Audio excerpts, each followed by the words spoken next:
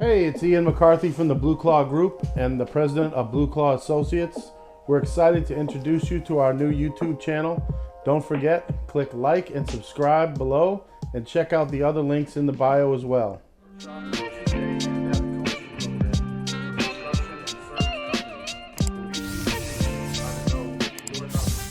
The Blue Claw Group is an educational company where I focus on helping other contractors with their business operations, accounting, estimating, software, sales, and marketing. We host an event in Cape Cod and Nantucket in September entitled Building Better Connections, which coincides with the title of a lawn and landscape article that we were featured in May of 2022. The event includes 2 days of job site and facility tours and a conference day where we teach the techniques that we use to market our business successfully to landscape designers, architects, and builders. We have also conducted several workshops around the country entitled Know Your Numbers. These workshops are no lecture.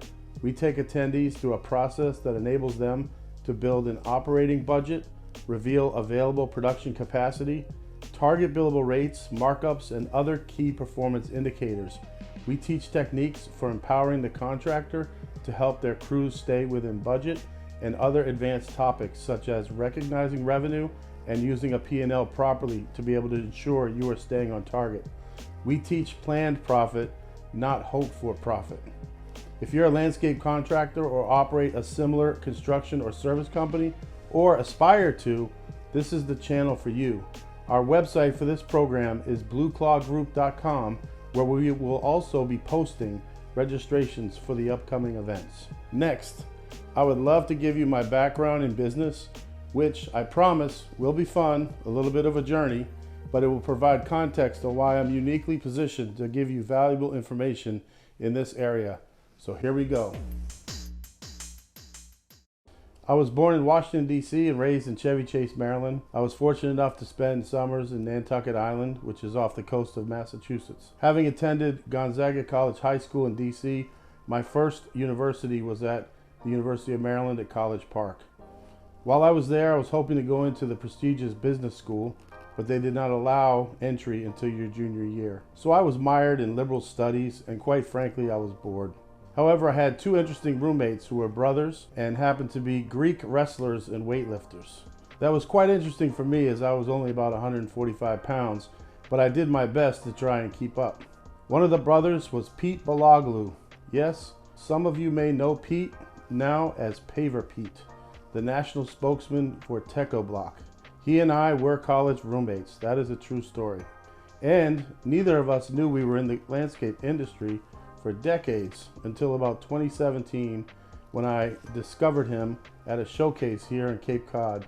Now we stay in touch frequently and meet up around the country and exchange ideas and connections. After 2 years at Maryland and lacking direction academically, I decided to transfer to Champlain College in Vermont, a much smaller school that would allow me to dive right into the business program. Coming out of Champlain in 1992 with a business degree focused on accounting, I joined an accounting and bookkeeping firm in Nantucket Island that summer.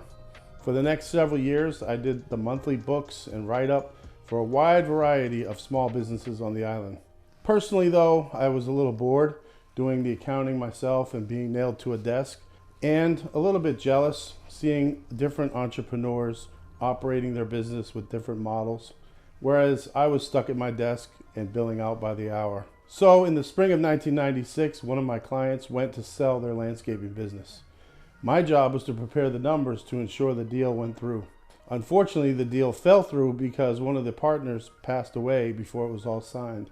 My client was extremely distraught because he had already engaged in another business in another industry. So he offered it for 50 grand to anyone who wanted it. It came with 3 or 4 trucks, trailers, a garage full of tools, and about 100 clients. So I knew the books, I knew the billing and the client list. Myself and 2 other guys at the accounting firm, we decided to buy the business. This is how I got into landscaping, was through accounting. One of my partners looked after the employees, the other, the clients, and again, I continued managing from the office. I did not have a technical background at the time in doing landscaping work in the field, but I was learning mainly from writing estimates and proposals. We began to be asked to do more installations over time and linked up with a stonemason who helped us grow that aspect of the business.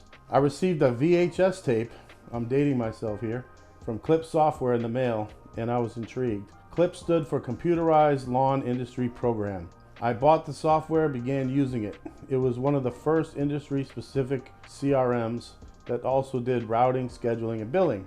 I eventually became proficient in Clip software and became a certified installer and did consulting visits to help their new users get set up. I also attended numerous annual Clip conventions, which helped introduce me to industry experts such as Marty Grunder, now with the Grow Group, Jim Paluch of JP Horizons, Tony Bass, the multi-million-dollar landscape contractor and super lawn trucks, Ken Hotchkeppel of Enterprise Analysis, and Rick Carver of the Compass Systems, and many more. These experiences opened my mind to various business concepts that tied in with my traditional accounting background, and I began to form my own adaptations of them in the information that they presented. At various times over those years, I hired all of these people in different capacities to help me with my business, and I consider them invaluable today as far as where the journey has taken me.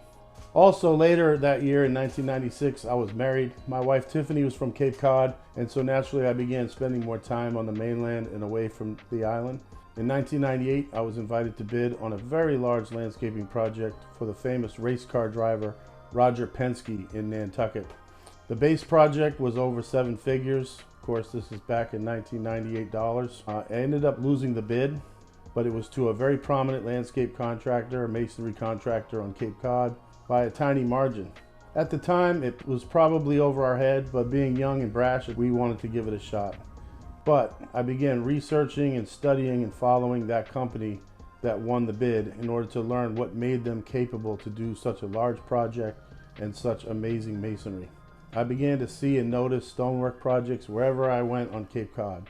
So in late 1999, we decided to open a stonework-focused division on the mainland. Within the first few months of 2000, after mailing out flyers across the Cape, we had about $1 million worth of work lined up.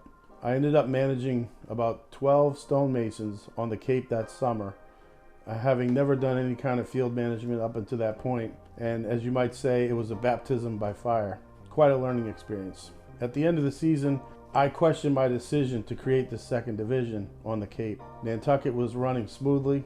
I was undecided as to which way I wanted to continue the business. So I hired Marty Grunder. I had him come out and visit me and help me make a decision. He insisted that if I wanted to continue the Cape, that I find a physical location, like a shop or a yard and an office, and hire a full-time manager. So I placed an ad on landscapejobs.com and hired Paul Iverson from Spokane, Washington. I was actually the first email that he ever sent. In February 2001, a realtor informed me that her landscaper was selling his business and his property on the Outer Cape. I ended up making a deal to acquire the maintenance company and the property. So by that year, we were up and running full-time in landscaping, stonework on both Cape Cod and Nantucket. In 2002, we got the attention of Lawn and Landscape magazine and were featured on a cover article entitled Covering the Cape. By 2003, we were hitting about $2 million in sales, but we were also struggling to find a consistent source of construction leads. We would have a ton of work at times, and then we'd be looking for work at times. I was getting homeowners to call, and then we were hustling builders. Around this time, I received a call from a gentleman named Peter Cook who wanted to chat. Peter was currently at Valley Crest, which is now Brightview, and he held the position of business developer. He explained to me that he had 25 years of relationships with landscape architects and designers all around New England, and that he was looking to join a smaller company and spend more time on the Cape.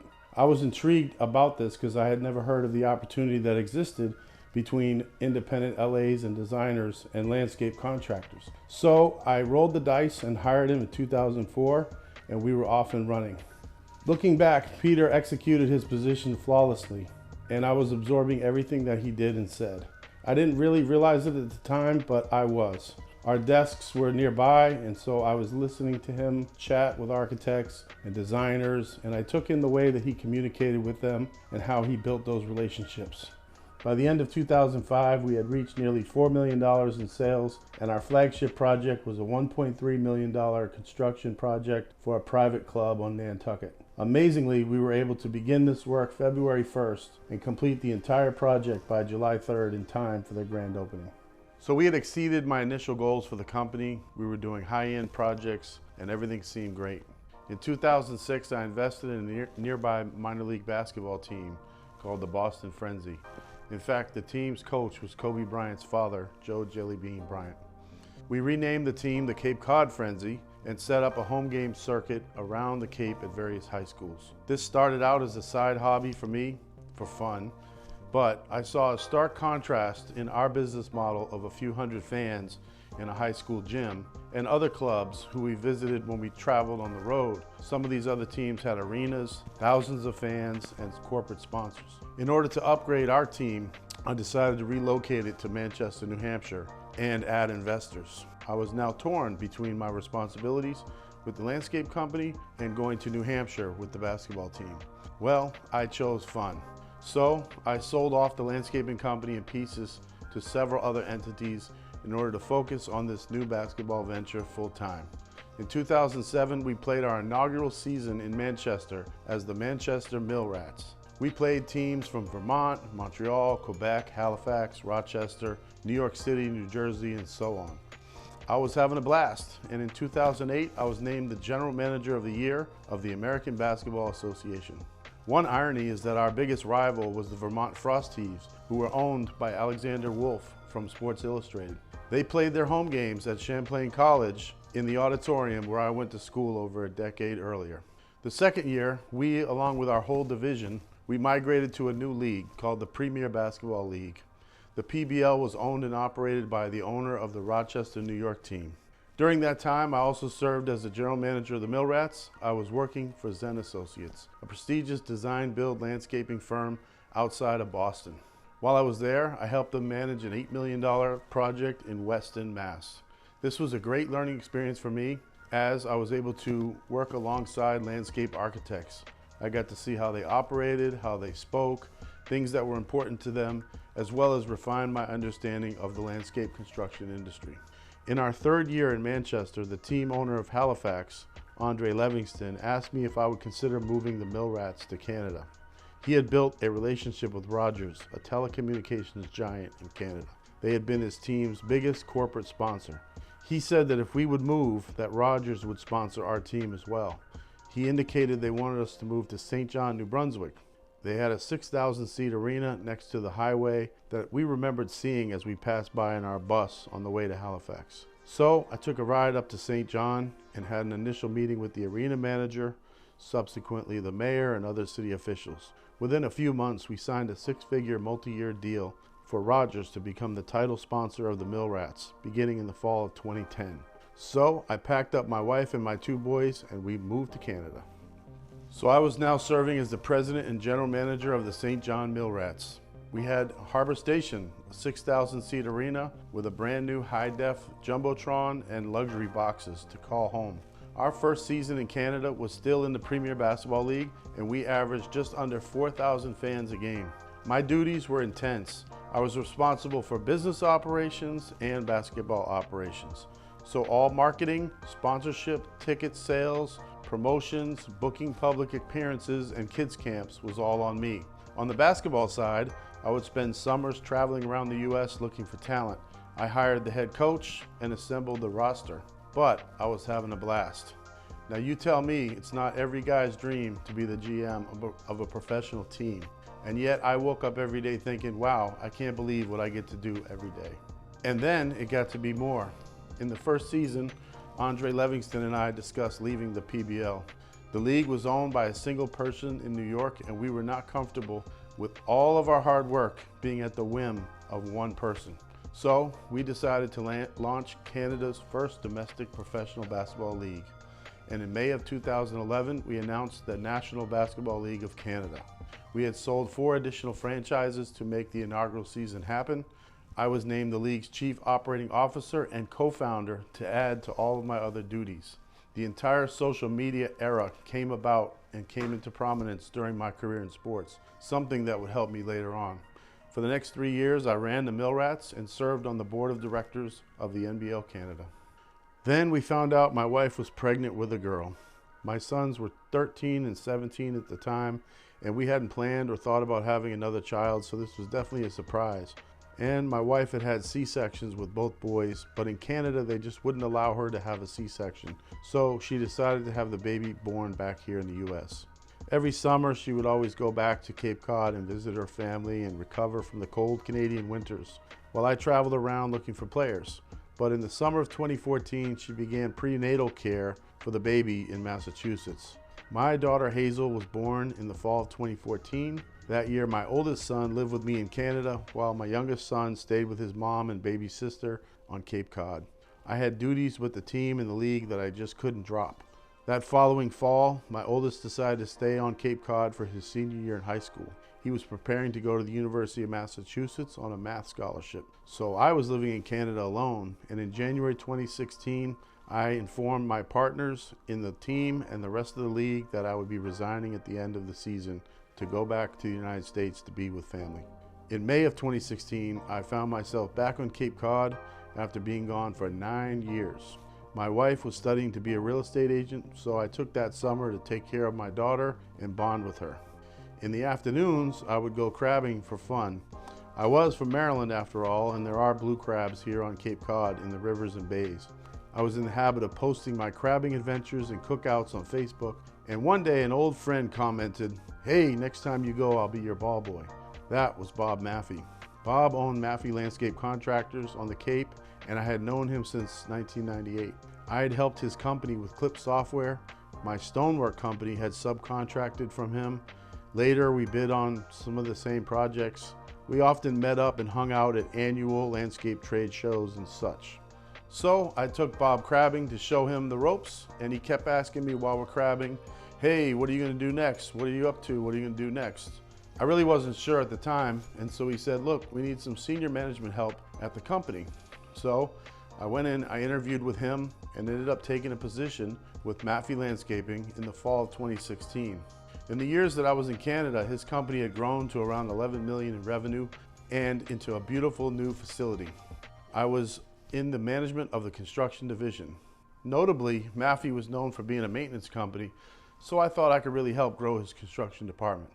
While at Maffey that winter, I decided to have a reunion of my former employees at my house.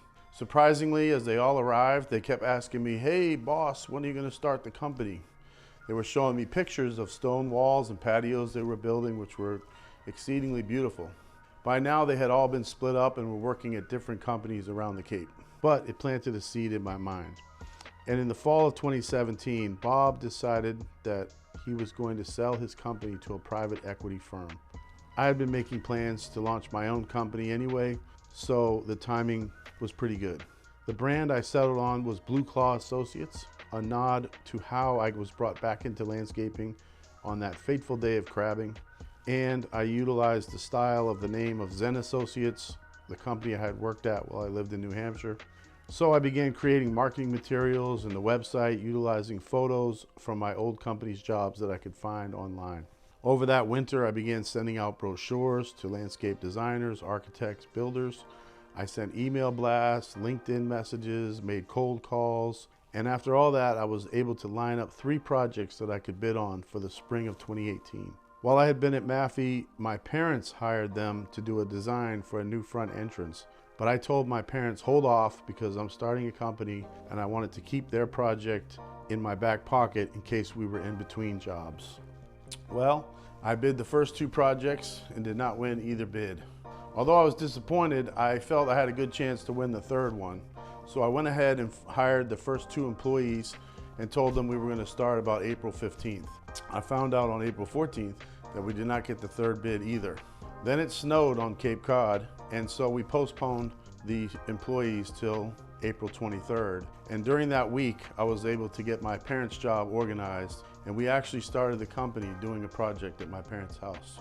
At the time, we only had 1 pickup truck, which I drove. I bought hand tools the night before at Home Depot, and we stored them under my parents' deck. Any machines we needed for the project, we rented, such as a bobcat, cement mixer, or a dump truck.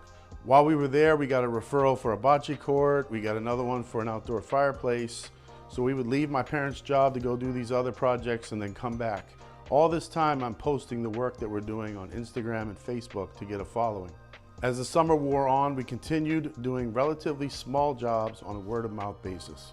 I hadn't stopped promoting. I was still delivering brochures to architects and builders. I would stop at new construction sites. I even went over to Nantucket Island several times to see what I could gin up over there. From May to December of 2018, we had between 2 to 4 employees, and we did $285,000 in revenue.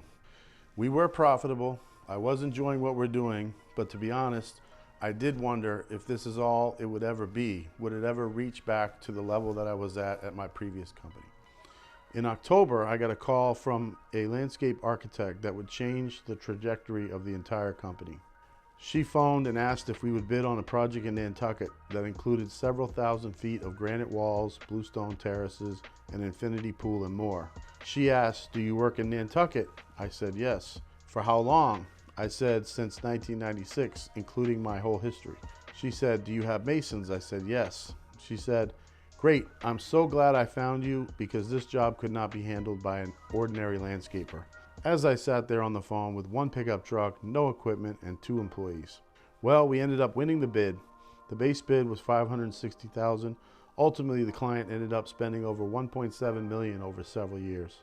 But there's no question this new project platformed the company to new heights. It enabled us to build an ongoing relationship with both the architect and the builder for future projects.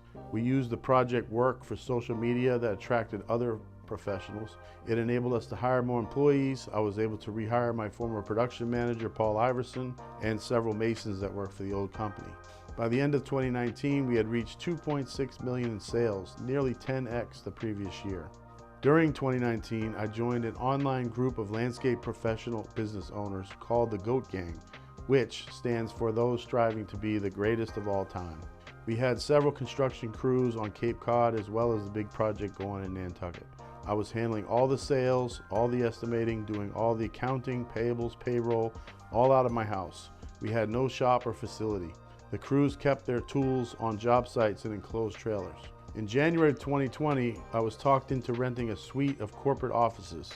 It was beautiful and it was way too big for us, but I was encouraged that if you take it, you'll grow into it.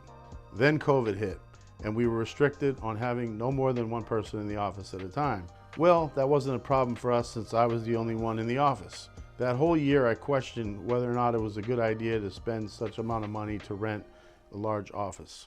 It also came, however, with some parking, which enabled us to park a few trucks and trailers. In 2020, we began running a landscape maintenance division on Nantucket, utilizing electric equipment. By December 2020, the office restrictions had eased, and so we hired our first administrative employee and accounting manager. In March of 2021, just a few months later, I hired a seasoned project manager and subletted an office cubicle to a landscape designer that I had worked with at Maffey. Suddenly, the office was starting to fill up. Also in 2021, we launched all-electric maintenance on Cape Cod as well. In May of 2021, we were featured in the May edition of Lawn and Landscape magazine in an article entitled "Building Better Connections" about how we partner with landscape architects, designers, and builders. By the end of 2021, we had doubled again, hitting $5 million in revenue. During the years of being in the GOAT Gang from 2019 to 2021, I had numerous members reach out to me for mentorship and guidance. 6 or 7 or more perhaps actually traveled to Cape Cod to spend a day or 2 with me, follow me around. They wanted to see how I operate and learn how I did things. So while I always want to help others and give back, it was time consuming. In April 2021, I decided to go out to San Jose, California for a GOAT Gang member meetup. The founder was Tigran Gertz, who owned and operated Applewood Landscaping, as well as the GOAT Gang Facebook group, and had a popular YouTube channel. While I was out there, Tigran told everyone he admired me and Blue Claw and suggested they all come to Cape Cod for a visit. I had often thought that the GOAT Gang was a tremendous vehicle for networking, especially younger contractors, helping them to know what to do when starting out, but I know I was adding value to the group. Let's face it, I'm not one of the younger members of the group, and I have a lot of experience in both accounting and landscaping. So I decided the best way to help would be to put together an event, which I entitled Building Better Connections, named after the Lawn and Landscape article, which would include job site and facility tours on both Nantucket Island and Cape Cod, and then a third conference day where we would teach attendees how to market their business to landscape designers, architects, and builders. So anyone who wanted to learn these things or visit me could now be assigned to come to the event instead of just popping up at random times. During the tour, when we were in the offices, some of the attendees and I got into a deeper discussion about revenue and numbers and accounting. They were very intrigued about our discussion and said, hey, if you ever do a workshop on that, I'll sign up. So that was the genesis of the Know Your Numbers workshops, which we've now held in multiple states between January and March of this year. To capture the activities of the Building Better Connections event, the workshops, and one-on-one coaching, we've created an educational department called the Blue Claw Group. All of the information about our events, past and present, are available on blueclawgroup.com. This year in 2020, Blue Claw Associates, the landscaping company, is on track for between 7 and 10 million in revenue. We are in discussions also to acquire several companies to add to that. The Blue Claw Group will be hosting 12 or more Know Your Numbers workshops beginning this fall, in addition to the second annual Building Better Connections event in September. Further, we're excited to be able to announce that Know Your Numbers is being developed as its own standalone software and will be available for purchase soon through 1% Software on their website, the1percentsoftware.com. Please hit like and subscribe below to follow our YouTube channel for more videos. Feel free to share our channel with others. You can find and follow our other social media accounts on Facebook, Instagram, TikTok, and Twitter under Blue Claw Associates or Blue Claw Group. Let me know what you think in the comments. Our next video to drop will be a day in the life vlog coming soon, so stay tuned.